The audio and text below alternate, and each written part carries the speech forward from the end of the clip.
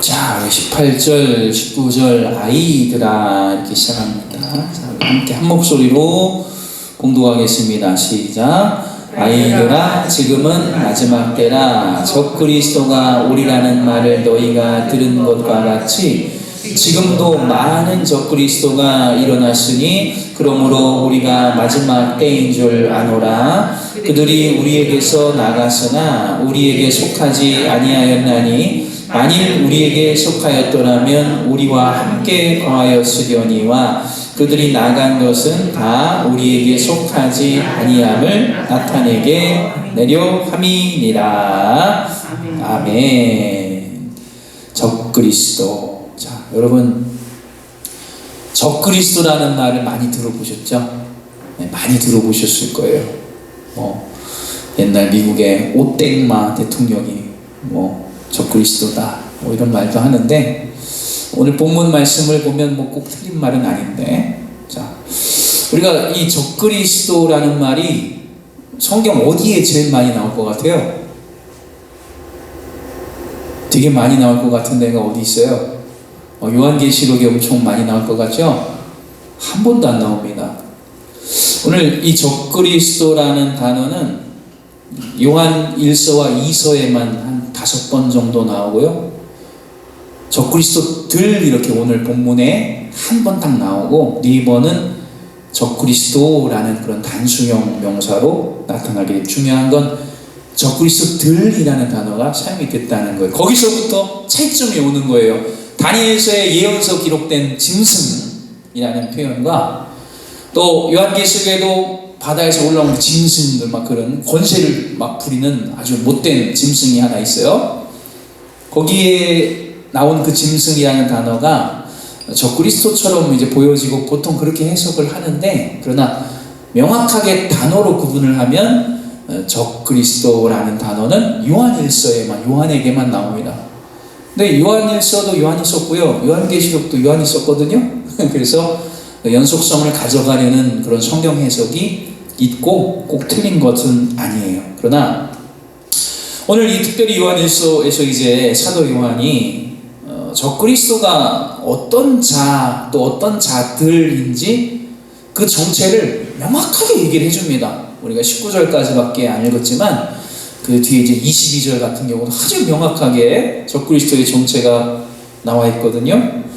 그러니까 이제 이 요한계시록과 또 다니엘의 예언의 말씀에 나오는 그런 짐승, 비스트, 짐승이라고 나오는 그 대상자와 요한일서가 가르치는 적그리스도의 다른 점이 무엇이냐면, 거기에는 요한계시록에는 한 명, 하나의 아주 최고의 권력을 가지고 막 권세를 막 밑에 놈들에게 나눠주는 막 그런 최고의 권력자로 하나로 나오지만, 주권자, 이 죄악 세상의 통치자라고 짐승이 표현되지만, 그러나 요한일서에서만큼은 이 적그리스도라는 단어가 제대로 쓰여진 요한일서에서는 적그리스도가 여러 명이라는 거예요. 여러 사람들을 다 적그리스도라고 하는 거예요. 한번 18절 말씀 여러분 보세요. 지금 이미 많은 적그리스도가 일어났으니 그러므로 우리가 지금이 마지막 때 말세인 줄 아노라. 이미 2000년 전에 지금 이 성경을 기록하는 기준으로 이전부터 너희가 적그리스도가 많아질 거야 라는 얘기를 들었지, 봐봐 지금 엄청 많잖아, 지금이 말세야라고 2000년 전에 이미 편지를 기록했다는 거예요. 그러면 말세가 언제냐면, 말세는 주님이 오실 날 우리가 기다리고 있잖아요. 믿는 성도들, 구원받은 성도들이 주님 오셔서 우리를 호련히 변화시키시고 또는 먼저 잠든 자들을 부활시키시는 그날을 기다리고 있는 상태를 다 말세라고 하는 거예요. 왜? 주님이 오시면 세상이 끝나니까. 그러니까 2000년 전부터 지금까지, 또 앞으로 우리 자녀들이 신앙생활을 하면서도 성령 충만받아 교회를 유지하며 하나님의 말씀을 지켜나가고 복음의 순수성, 이따 말씀드릴 건데, 복음의 순수성을 계속 지켜나가는 그 순간을 전부 다 말세라고 부르는 겁니다. 말세가 아닌 적이 없었어요. 언제가 태평성대였어요. 언제가 유토피아, 우리끼리 공산으로 생산해서 똑같이 나눠 먹으면서 잘 먹고 잘 살자, 절대 세상에 김정은 같은 애는 나타나지 않을 거야 라고 말했던 유토피아를 부르짖던 공산주의 이미 무너졌고, 없어요. 세상에서 하나님 없이 우리들이 이룰 수 있는 천국, 이 땅의 평화, 정의 없습니다. 이룰 수가 없어요. 그래서 말세라고 하는 거예요. 왜? 주님이 오셔야 되는 세상을 살고 있으니까. 이 고백이 여러분에게 있게 되기를 바랍니다. 그래서 현재가 항상 말세인 거예요. 말세.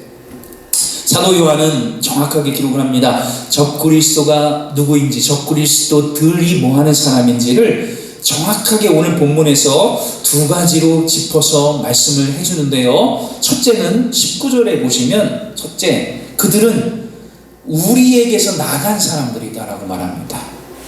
그러니까 예수를 믿던 사람들이에요. 적어도 믿는지 안 믿는지는 하나님과 자기만 아니까 우리가 정죄할 수는 없지만, 그러나 적어도 우리와 함께 공동체를, 요한의 공동체 초대교회 안에 있다가 나간 자들을 적그리스도라고 하는 거예요. 처음부터 밖에 있었던, 예수를 주로 고백한 일이 없고 성찬에도 참여한 일이 없고 예배도 드린 일이 없었던 자들이 교회를 힐난하는 걸 적그리스도라고 하지 아니하고, 예수를 알고 하나님도 알고 그 믿음 안에 서는 것처럼 보였던 자들이 공동체에서 떨어져 나가서 교회를 비난하고 하나님을 부인하고 예수를 손가락질하는 자들을 보고 적그리스도입니다 라고 말하는 거예요. 둘째는 우리가 읽지 않았지만 22절에 정확하게 나옵니다.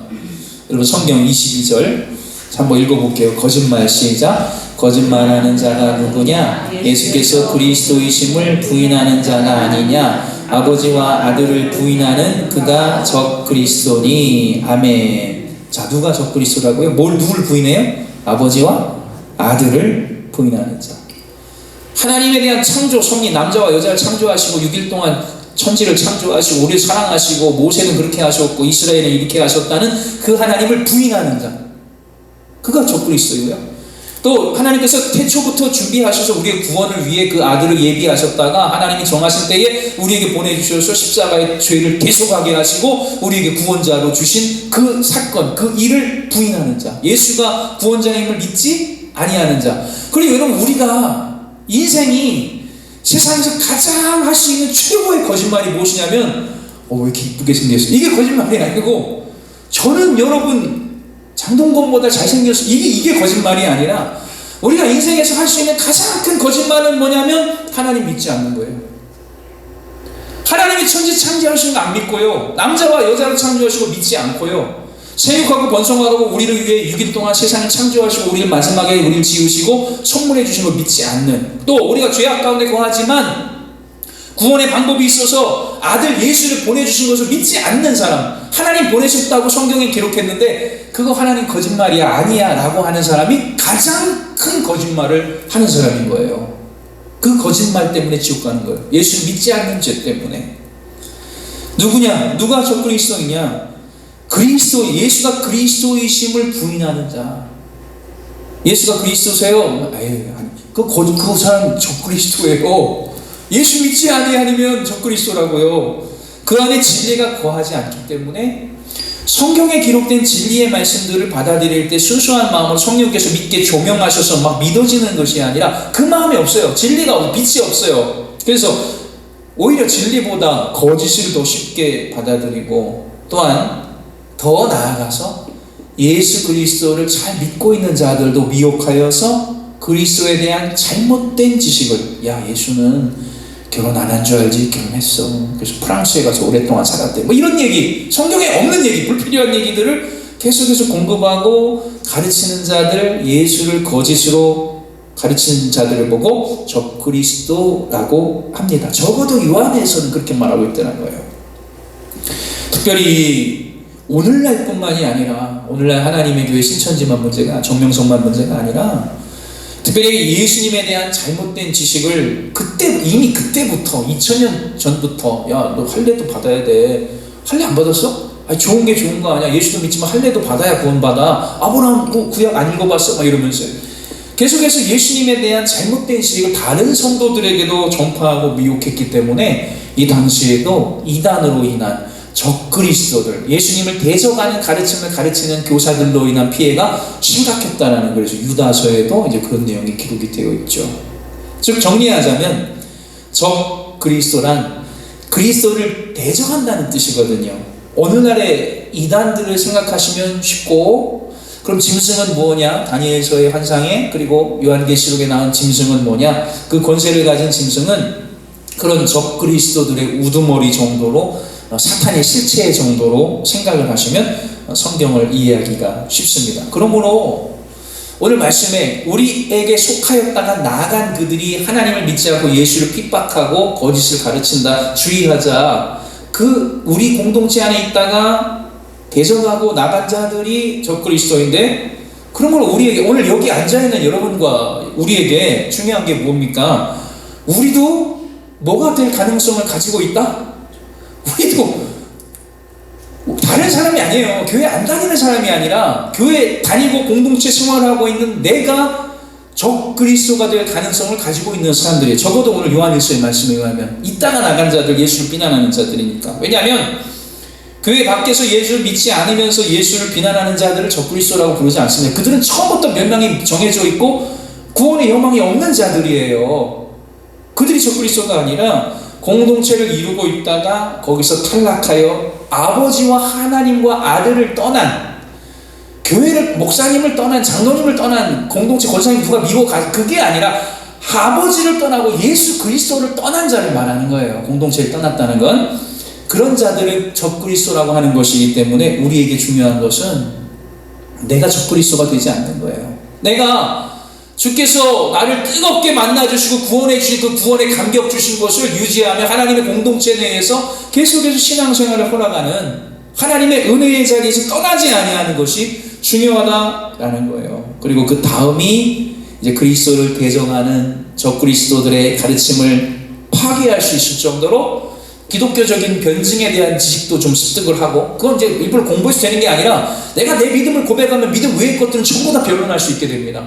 배울 것이 없고 말할 것이 없어도요, 내가 구원에 대한 확신과 예수가 나의 구주가 되신 완전하게 믿고 있으면 그것이 다른 이야기가 들어올 때는 변증할 수가, 자동으로 변증이 되는 거거든요. 배워서 되는 것이 아니라 믿고 있기 때문에 믿는 것을 이야기하는 것이니까. 그런 올바른 그리스도에 대한 지식을 습득하고 전파할 수 있는 수준에 이르는 그런 믿음의 성도들이 되시기를 바랍니다. 이제 30밖에 안 했어요.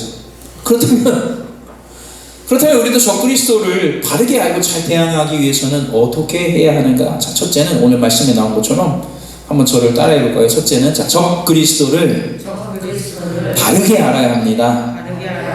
네, 아멘. 바르게 알아야 합니다. 말씀드렸듯이 우리가 그동안 미디어나 다른 이렇게 방송들에서 쉽게 얻었던 적그리스도라는 개념과 오늘 성경이 말하는 적그리스도의 개념이 조금 달라요. 요한서심에만 나오고, 그리고 이전에는 그리스도인 공동체 안에 속해 있었지만 공동체를 떠나, 권사님을 떠나고 집사님을 떠난 게 아니라 하나님을 떠났다는 얘기예요. 공동체를 떠나 아버지와 아들 예수를 부인하는 자들을 적그리스도라고 말하며, 그들도 공동체를 이루어요. 거짓된 분파와 이단에 가담한 자들이라고 말씀을 드리는 거예요. 그러면 이런 상황을 보고 장로교 예정론으로는 이렇게 말할 수가 있어요. 그들이 우리 가운데 있어서 구원받은 성도들이고 같이 공동체인 줄 아는데 하나님을, 예수를 부인하고 믿지 않는 공동체로 떨어져 나가버렸다? 그런 것들을 보고 예정론에서는 그들은 처음부터 예정된 자들이 아니었다라고 말하겠죠. 그리고 감리교 구원론, 만인 구원론에서는 이렇게 말할 수 있어요. 안타깝지만 주 예수를 믿는 믿음을 끝까지 지키지 못하고 중간에 파손한 자들이다. 히브리서에 나오는 것처럼 그렇게 고백을 하게 되는 것이죠. 중요한 것은 아버지 하나님과 예수 그리스도를 부인했다는 겁니다. 공동체를 떠난 이유가 공동체가 내 마음대로 안 되고 내 뜻이 이루어지지 않고 친한 사람이 없어서 떠난 것이 아니라 아버지와 예수 그리스도를 부인하고 떠났다는 거예요. 즉 믿지 않는, 믿음에서 파손한 자를 말하는 거예요. 여기서 교회론이 한 가지 나오는 겁니다. 교회가 무엇이냐? 교회론, 하나님 아버지를 인정하고 주 예수를 그리스도로 인정하는 사람들이 모여있는 모임을 교회라고 하는 거예요. 가르칠 교자 모임 했자.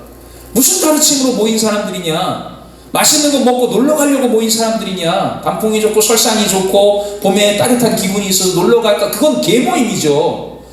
예수의 가르침, 아버지와 아들과 성령의 이름으로 세례를 주고 내가 너희에게 분부한 모든 것을 가르쳐 지키게 하라는 그 가르침, 그 교 가운데 모여있는 회자를 써서 교회라고 하는 거거든요. 즉 교회에서 부수적인 것들이 그렇게 중요하지 않아요. 사랑하는 성도들이 삶의 패턴이 있고 수준이 다 다르겠죠. 복 받는 자도 있고 잘 되는 자도 있고 노래 잘하는 자도 있고 못 부르는 자도 있을 겁니다. 사업이 성과가 있거나 이번에 망한 자도 있을 거예요.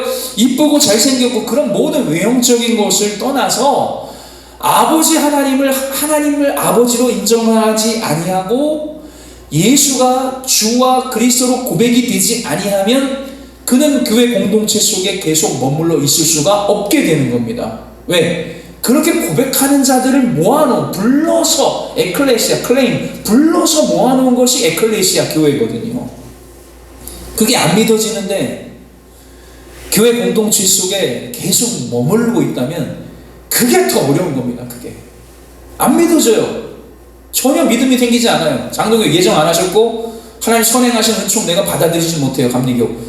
그렇다면 교회 나오는 게 괴로운 거예요. 오히려 그럴 때는 오히려 빨리 탕자의 자리로 가서 세상에 깨지고 부서지고 상처받고 그 다음에 안 되고서 하나님 다시 안 되겠어요. 더 이상 교회를 떠나서 사는 게 아니야. 너무나 안타까운 일을 경험하고서라도 다시 주님께로 돌아오는 그게 복입니다. 하나님을 아버지로 모시는 것 기억하세요. 첫째, 하나님을 아버지로 모시는 것. 둘째, 예수를 주님과 그리스도로 고백하는 사람. 그것이 교회이고 그 고백은 누가 우리에게 그 고백을 가능하게 하셨습니까? 바요나 시모나 너 그거 네가 알게 된 거 아니다. 너희 아버지가 알려준 것도 아니다. 혈육의 아버지가 알게 한 것도 아니라 하늘에 계신 아버지께서 네게 알게 하셔서 네가 지금 나는 그리스도고 하나님의 아들이라고 고백한 거다. 고백은요 혈육이 나에게 알게 하는 것도 아니에요. 아무리 할머니 폼에 안기고 어머니 치마폭에 쌓여서 교회를 다녀도 모태신앙이 30년을 다녀도요 내가 내 하나님으로 내 아버지로 예수가 나의 그리스도로 고백이 안 되면 안 돼요. 성령께서 알게 하시면 불가능해요. 배워서 시험 쳐서 교회에서 시험을 칩니다. 이제 여러분 점수가 얼마나 나오나 신천지는 맨날 시험 치죠. 주관식 문제를 풀어서 예수님이 내 그리스도로 고백되는 것이 아니라 이 믿음은 오직 하나님의 은혜 때문에 성령께서 우리에게 알게 하시는 성령이 믿게 하시는 그 믿음을 주셔야만 고백되고 믿어지는 것이기 때문에 그래서 다시 한번 장로교리에서는 하나님께서 나를 예정해 주시고 아주 나 같은 사람을 먼저 이렇게 택해 주셔서 너무 감사하다는 것이고 감리교에서는 교리에서는 주 예수를 그리스도로 고백하는 수준에까지 나를 이르게 자라나게 하신 아볼로가 심고 바울이 물을 줘도 순서가 바뀌었구나. 바울이 심고 아볼로가 물을 줘도 하나님이 믿음은 가지게 하시고 자라나게 하시는 거거든요. 그것을 감사하는 사람이 되는 거예요. 적 그리스도인들이란 교회 공동체와 함께 있었지만 하나님의 백성인 적이 한 번도 없던 자들이 그 믿음 없음을 드러내고 드디어 예수를 부인하고 떨어져 나가는 안타까운 일이 발생하는 것이 적 그리스도이고 감리교 기준에서는 우리와 함께 있는 자들이었지만 믿음을 지키지 못하고 그들의 자유의지로 믿음을 예수를 버리면 구원이 없어요. 예수를 붙들고 있어야 어디서 불러도 그 구원 정죄함이 절대 없거든요. 예수 안에 있는 자들에게는 정죄함이 없나니 로마서 8장.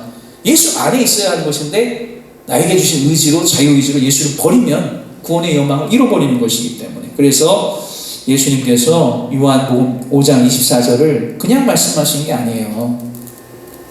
내가 진실로 너희에게 이르노니 그 다음이 뭡니까? 내 말을 듣고 또 나 보내신 이를 어떻게 믿는 자는 이거든요. 예수님의 내 말을 듣고 또 나 보내신 이를 믿는 자가 영생을 얻는 것이다. 저 그리스도인들은 자, 두 가지예요. 오늘 핵심은 계속 두 가지예요. 하나님 아버지를 잊지 않고 인정하지 않고 예수를 그리스도로 인정하지 않는 겁니다. 그래서 내 말을 듣고 왜 들어요? 예수가 그리스도이니까 믿으니까 하나님 말씀, 예수님의 말씀을 믿는 거예요. 또 예수가 그냥 온 것이 아니라 그냥 태어나고 위대한 사람이어서 하나님이 아들로 삼아주셨다 택자론 그런 것이 양자론이 아니라 나를 보내시니 예수님이 하나님이 보내셨다는 것을 믿는 자가 구원을 얻었다. 저 그리스도인은 바로 이 두 가지를 믿지 않았던 거예요.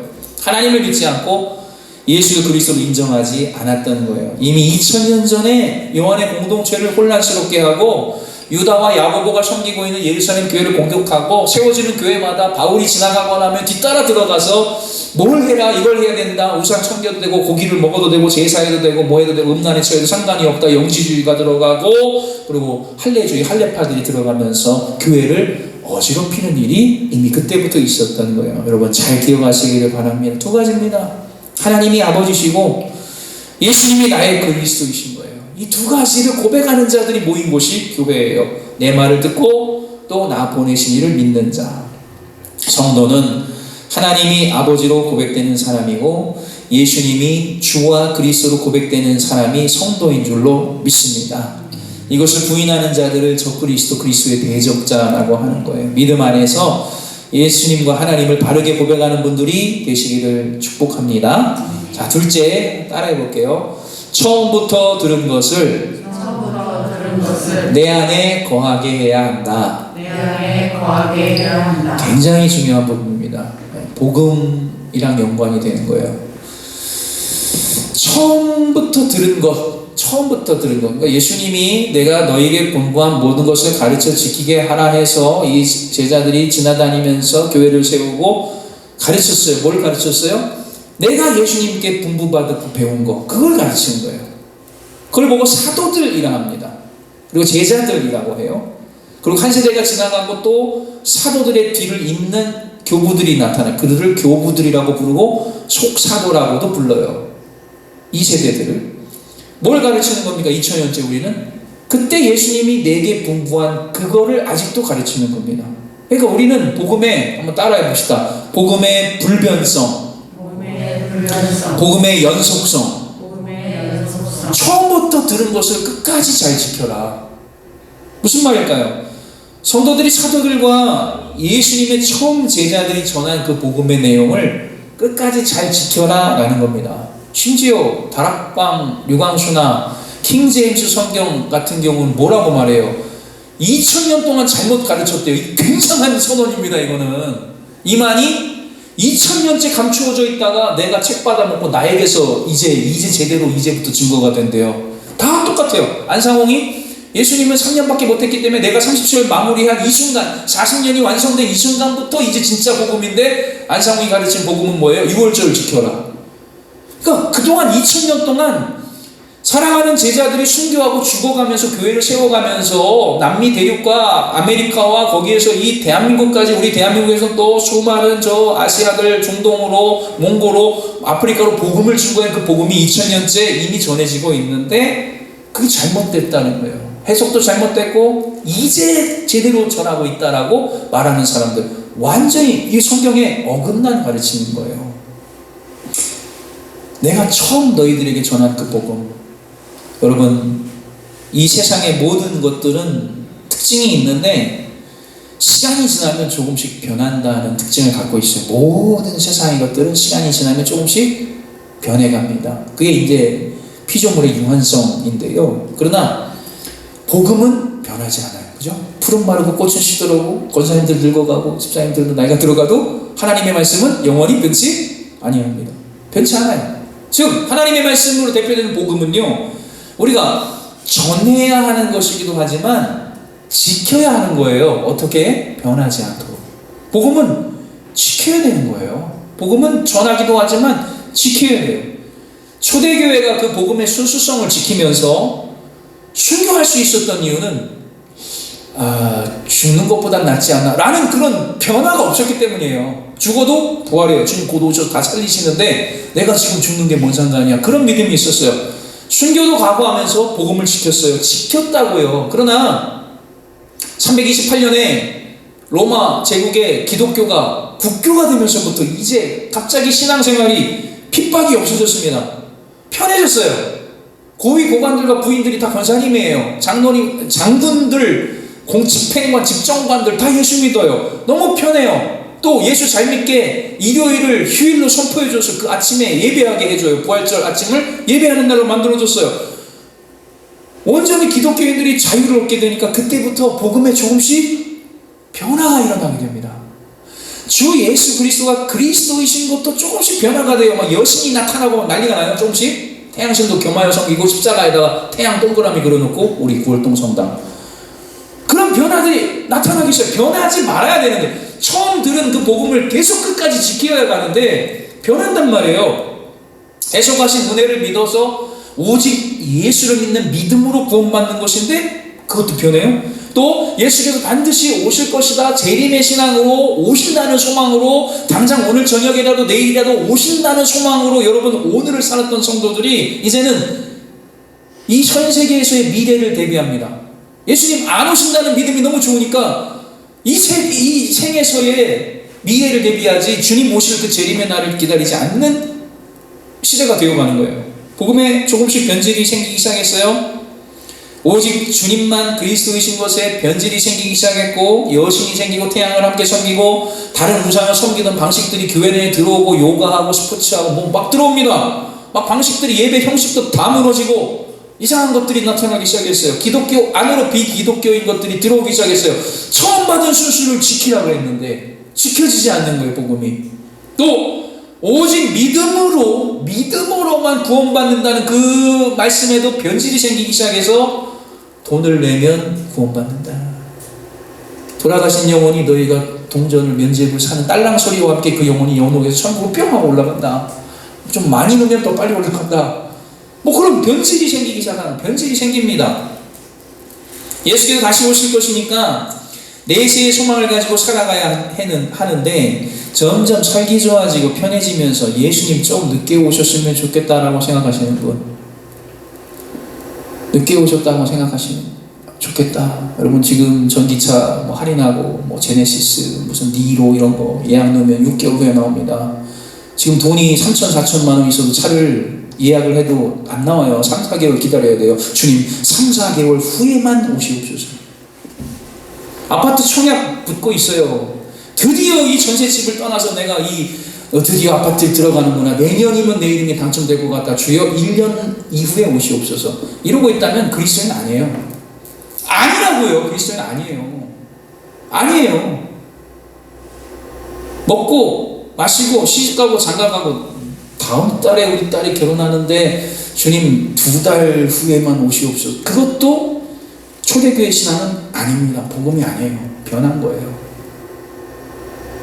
우리는 사도들로부터 처음 전해받은 하나님과 예수에 대한 부활과 재림에 대한 그 복음을 끝까지 목숨 걸고 지켜야 하는데 그것이 변해가요. 그래서 지키라고 했던 거예요. 이걸 보고 복음의 불변성, 2000년째 같은 복음이 전해지고 있어요. 하나님이 예수를 보내주셨고, 예수님 오셔서 우리 위해 죽으셨고, 예수님 우리 위해 우리도 영생이 있다는 걸 보여주시기 위해 부활하셨고, 우린 그날을 기념하면서 예배하고 주님이 이제 오시기만 하면 되거든요. 다시 오시면 되거든요. 그럼 그날에 주님의 그날이 올 것이다. 반드시 올 것이다. 이런 이 복음의 내용이 변해서는 안 됩니다. 절대로 이 5가지 변하면 안 돼요. 그러나 이단들을 보세요.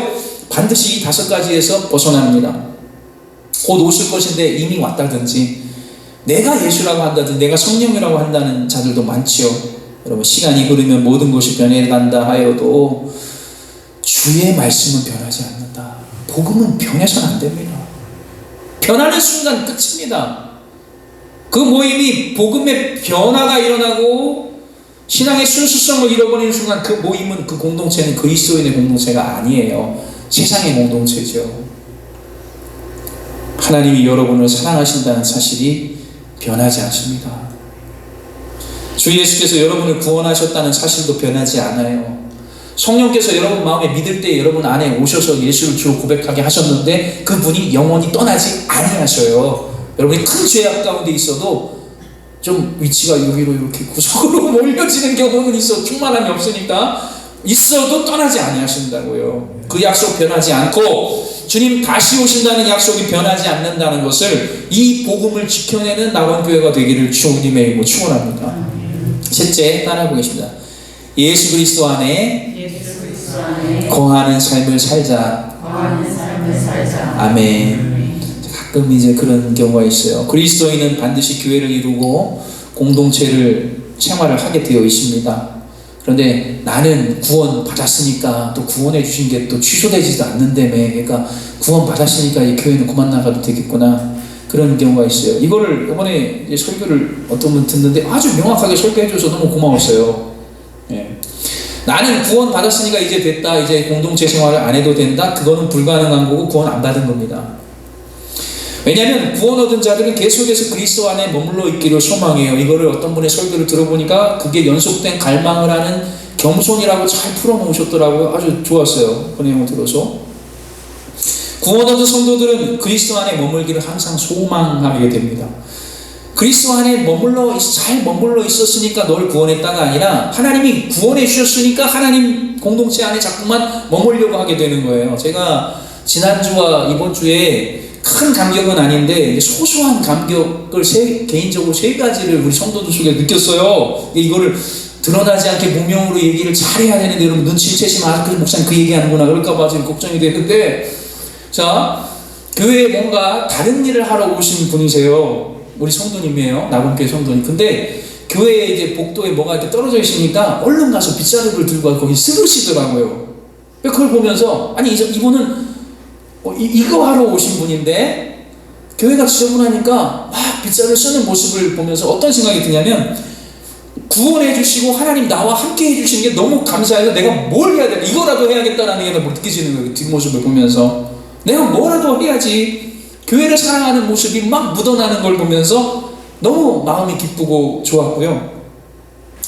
그리고 또 한 가지는 최대한 익명성을 보장하면서 여러분 눈치 못 채게 제가 얘기를 할 건데, 공동체의 이제 모임을 위해서, 이 속회라는 단어도 이렇게 단어를 바꿔야 눈치를 못 채니까, 공동체의 모임을 위해서 우리가 시간과 장소를 구비를 해야 되는데 그게 막 1년째 안 됐어요. 사실 잘 너무 마음이 아픈데, 그렇다고 교회의 모든 부서는 다 중요한 사역을 하는 것이기 때문에 그 순서에 차설을 둘 수도 없고, 모두가 다 하나님 영광 받으시는 일들이니까. 그래서 이게 말도 못하고 참 어렵고 힘들고 이러지도 저러지도 못하고 있었는데, 그 문제를 해결할 당사자가 전혀 저도 생각도 못했던 방법으로 문제를 해결해 갖고 나타났어요.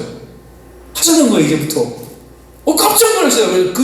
지난 주일에 너무 놀래갖고 그게 막 소소하게 감동이 됐고요. 그리고 또 한 가지는 이제 저와 사무실에 저의 이제 교회의 행정적인 작은 실수로 헌신자가 또 헌신을 해야 되는 경우가 생겼어요. 그러니까 행정적인 미스테이크가 발생한 거죠. 그래서 막 서운하셨는 거예요. 화가 나셨어. 목사님 와가지고 막 이거 왜 틀렸냐고, 왜 틀렸냐고, 잘못 나왔다고 말씀하시는데, 저도 실수가 명백하니까 뭐 진땀만 뻘뻘, 그러게 어떡하죠, 내가 잘못했는데 저자가 잘못한 거예요, 난 아니고, 이럴 수도 없고, 막 예배 전에 막 그러시니까 예배 전에 왜 이렇게 죽을 수게 하시고 힘들게 하시나. 그 예배 딱 드리고 끝나고 나서는 그분이 목사님 미안해요, 내가 그냥 또 할게요, 이러는 거예요. 아니 얼마나 감사한지. 그것도 누구로 또 이름을 또 바꿔서 해야 되고, 또 한 주 지나고 이제 광고 나오면 왜 이제 나는 또 나와서 나 또 해야 되나 막 이럴까봐 걱정이 되는데, 목사님 죄송해요, 미안해요, 그냥 내가 또 할게요, 내가 할 게 이거밖에 없는 것 같아요 막 이러시는데, 얼마나 그 먹은 국수가 쫙 내려가든지 감동이 되든지요. 우리는요 공동체예요, 공동체. 우리는 구원해 주신 게 감사해서 막 내가 뭘 해야 되지? 그게 아니라고요. 막 그 마음이 막 감동이 돼가지고 안 하는 일을 하게 되고, 억울해도 또 하고, 내가 했는데 또 하고, 막 말도 안 되는 문제를 내가 주님의 성령의 감동으로 문제를 해결해주고, 시간과 장소가 갑자기 마련이 되고 막 그런 일들. 우리는 안 되는 일을 되게 하고 억울한 일을 내가 감당하는 그 공로가 있어서 구원받은 게 아니라, 구원받았기 때문에 이걸 내가 어떻게 주체할 수가 없어서 이 공동체 속에 머물게 하신 게 너무 감사해서, 구원받은 자로서 당연히 빗자루 들고 오고 싶고, 구원받은 자로서 당연히 문제 해결을 하고 싶고, 구원받은 자로서 당연히 잘못된 건데, 어떤 권사님, 목사님, 세례주의 이름을 바꿔가지고 너는 김환란 성부와 성자, 그래도 자기 이름이 김환란이래 이제부터는. 유명한 일 있잖아요, 그런 일들. 구원받은 자는 당연히 하나님의 주신 그 구원의 은혜가 감격되어서 공동체를 이롭게 하고. 여러분, 방언을 하는 것도 예언을 하는 것도 교회 덕이 아니면 아닙니다. 최고의 은사인데도요, 덕이 되지 않으면 안 돼요. 덕이 되는. 그러니 내가 방언을 못 받고 막 큰 복에 명예도 없고 하다 할지라도 주님을 위해서 작은 움직임이 나에게 나타났다, 교회 덕을 세웠다, 그 사람이 훨씬 더 덕스러운 사람이에요. 공동체에 이익을 끼치는 사람이에요. 우리 사랑하는 성도들, 오늘 요한 어떤 마음으로 이 요한일서를 기록했을까? 사랑하는 예루살렘 공동체 초대교회 내에서 두 가지입니다. 하나님을 믿지 아니하고 예수를 그리스도이심을 부인하면서 공동체에서 떨어져 나갈 수밖에 없었던 그 그리스도인들을 보면서 정말 굳세게 우리가 지켜야 할 것이 있다면, 구원받은 은혜, 하나님의 은혜로서, 오직 은혜로서 우리를 구원해, 그 은혜를 우리가 끝까지 붙들고 지켜야 하지 않겠습니까? 이제 주님 다시 오실 것만 남았어요. 다 예정하시고 주원하시고 매달려 죽으시고 부활하시고 올라가시고 이제 내려오시기만 하면 되거든요. 그때까지 주님 배우는 그날까지 이 믿음의 복음의 불변성, 복음의 영원성, 복음의 순수를 지키는 은혜의 성도들이 되시기를, 이 요한의 권면을 들으시는 저와 여러분이 되시기를 주님의 이름으로 축원합니다. 아멘. 기도하겠습니다. 구원받은 자로서 당연히 해야 합니다. 그러나 하나님이 아버지이심이 믿어지지 않고 예수가 그리스도이심 고백되지 않았던 구원받지 못한 자들은 어떻게든 결국은 예수를 부인하고 교회 공동체에서 떨어져 나가게 되는 것을, 적그리스도의 활동을 하게 되는 것을 보게 됩니다. 주여, 우리도 하나님 주신 그 은혜에, 항상 구원의 은혜에 감동하면서 감격하면서 서로 떡을 떼고 이웃을 도와주고 믿음이 강한 자를, 약한 자를 돌봐주면서 하나님 영원히 변치 않는 이 복음, 그 2000년 전에 사도들에게 주셨던 그 예수의 복음이 여전히 동일하게 우리의 입술에서도 증거되는 변함이 없는 복음을 지키는 우리 모두가 되게 하여 주옵소서. 우리에게 이 믿음의 복음을 허락해 주신 감사드리오며 우리 주 예수 구속하신 예수 그리스도의 이름으로 기도하옵나이다. 아멘.